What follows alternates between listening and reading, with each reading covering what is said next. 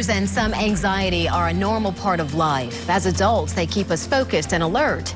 Well, the same cannot be said for children. They may not understand the heart racing, stomach churning, uncomfortable feeling that they get when something makes them nervous or afraid. Since anxiety and fears may be unfamiliar, it's important to identify them as teachable moments for potential dangerous situations down the line.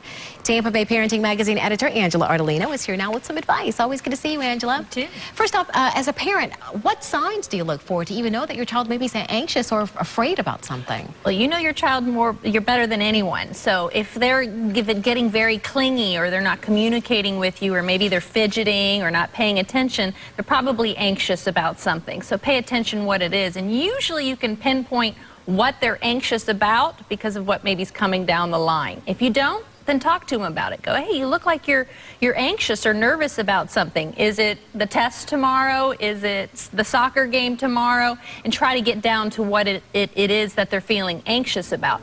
What we need to realize is that as adults, we think of being anxious or fear or having a phobia as a negative thing. And as kids, it's something that's very positive and natural because it helps them when they become adults to understand what to be careful of, what to be aware of, and to have that inner strength and confidence to know that they can overcome that fear. So it's very important to communicate, figure out what that anxiety is, and then address it.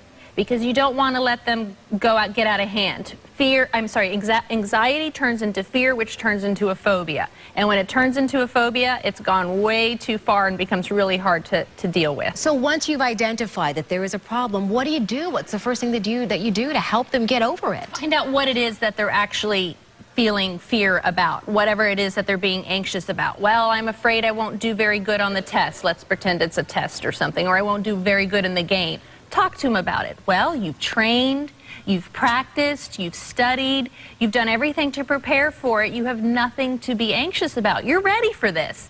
And we were just talking about before the segment, even if they have to say to themselves, I'm brave, like you said, your daughters say, or I can do this, which I do all the time as an adult, and it helps all the time, where you really go, what is it that I'm fearful about? What is it that I'm feeling anxious about? And when you just nitpick it and get down to it, it actually goes away. So you're saying it's okay to teach them the coping techniques to deal with fear and anxiety? Absolutely. If you don't do it when they're kids, then they're going to have problems later when they're adults, or develop a phobia when they're a child. And then that's when it's gone too far.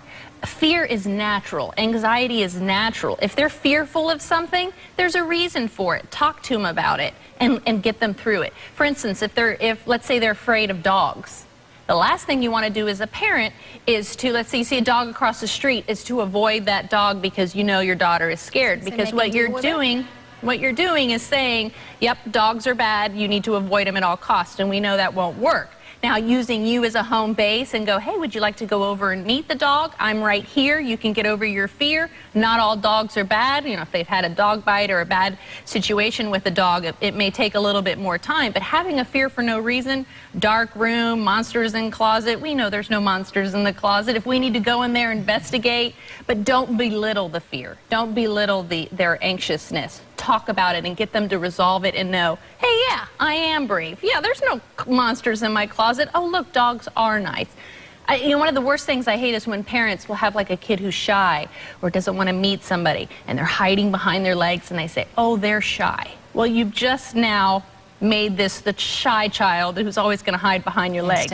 Push them out, teach them how to deal with it. Now, if they don't like somebody, that's fine. Because we know later in life it'll be important for them to be able to figure out, trust their gut, figure out who's good and who's bad. So they don't have to like everybody, but they do need to go out and say hi. So really just address those fears, take them apart, and then tell them, you can do it, and I'm here as your home base if you need to come back and need anything. Fantastic. Great advice. Thanks. Thank you, Angela. And she's going to be back next week because we'll talk about battling stereotypes. And if you missed any of the points that Angela talked about and you want to share that with another parent, go to abcactionnews.com. You can also find help with a variety of parenting issues on the Tampa Bay Parenting website. That's tvparenting.com.